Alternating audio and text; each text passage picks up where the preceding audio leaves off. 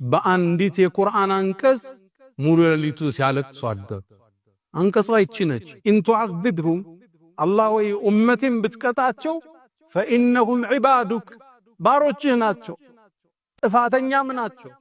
አንተም በመቅጣት ላይ ፍትሃዊ ነህ አቃል። ወኢን ተግፊር ለሁም ብትምራቸው ይቅር ብትላቸው ግን ፈኢነከ አንተል ዐዚዙል ሐኪም አንተ አሸናፊ ጥበበኛ ነህ። ይችን አንቀጽ ሲያለቅሱባት አደሩ ንጋት ድረስ። ለቅሷቸው ሲበዛ አላህ ጅብሪልን ላካ። አንተ ጅብሪል ሆይ ወደ ባሪያዬ ወደ መሐመድ ሂድ፣ ለቅሶው በረታ ጠይቀው አለ አላህ። አላህ እያወቀ ጅብሪልን ላከ። ጅብሪልም መጣ።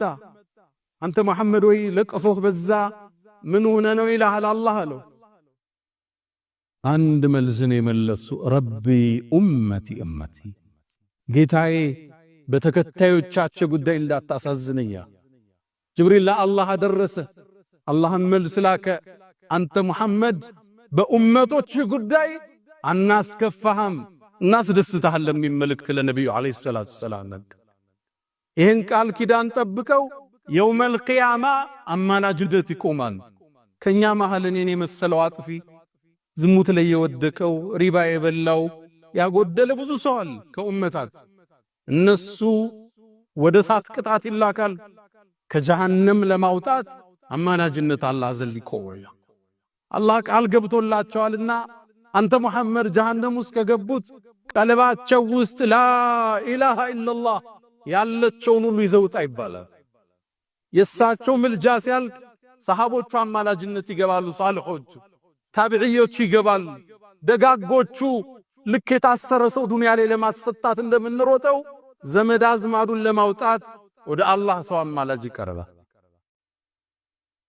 የጀሃነም እሳት አሳሳቢ አስፈሪ፣ አንዷ ቅጣት ለዓመታት የምትከምድ ዘቁም የሚባለው የጀሃነም ዛፍ ፍሬ ጠብ ብሎ ዱንያ ላይ ቢያርፍ ሰዎቹ ዱንያ ላይ መኖር ያስጠላቸዋል የተባለለት ሙእሚን ይችን ሰዓት ይፈራል፣ ሂሳብ ይሰራል።